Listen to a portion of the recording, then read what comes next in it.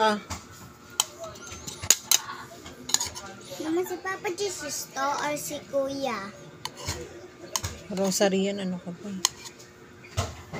Guys, kain tayo. Ulam namin menudo.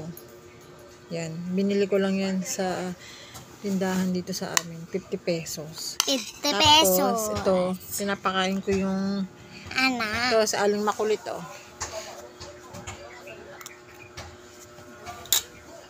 Alam nyo ba guys, napakahinang kumain niya ni aling, ni aling makulit. Napakahinang kumain. Ganon din ba yung mga anak nyo? Ang hina kumain? Tapos mapili sa pagkain ba? Mapili sila sa pagkain. Ay, sabihin mo dyan. Ang tulog lagi, nagsisilipon lagi siya, walang tulog. Tsaka Tsaka alam nyo guys, nagigising niya ng mga alanganing oras. Tapos gusto niya mag-cellphone.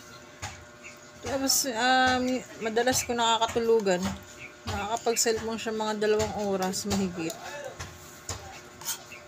Hindi ko alam nangyari dyan sa batang makulit na yan. Aling makulit, bakit ganun ka aling makulit? Ba't nagigising ka ng mga alanganing oras? Kasi panglakas ang hangin, lagi ako hindi nakakatulog kasi natatakot ako sa hangin. Bakit ka natatakot sa hangin? Siyempre, malamig. Malamig. Gusto mo nga ventilador, pag pinapatay ko nga yung ventilador, gusto ko Siyempre, buksan ng malamok. ventilador, mainit. Siyempre, may lamok. Ay, lamok. Nakakumot ka naman. Hindi mo nga ako nakumot.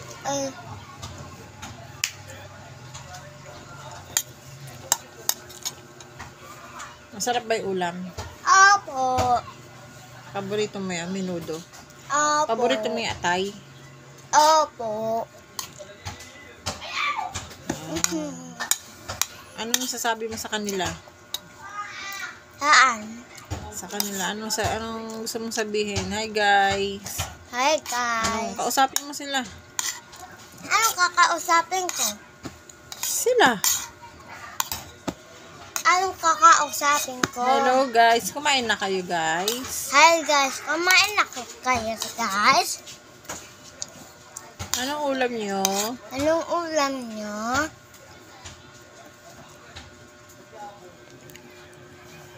May harang, guys. May harang. Ginawa ko. Tayo na, sumubo na. Tayo, bawal na ganyan habang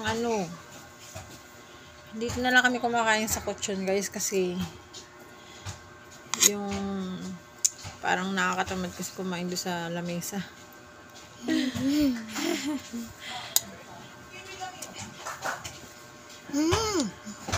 Puro nilang nakakatamad.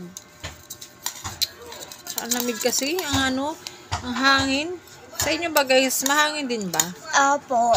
Dito sa amin dito sa Santa Rosa, Laguna, mahangin. Ang lamig. Sobrang lamig. Pero mas okay na yung ganyan kaysa yung mainit. Sobrang init. Tingnan niyo yung mata niya guys, oh. Tingnan niyo yung mata niya, oh. Nangangalo mata, oh. Lubog ang mata. Nagising na naman siya kanina. Alanganing oras, mga 2:00. Gusto na naman mag-cellphone. Hindi ko pinagbigyan. Maganda.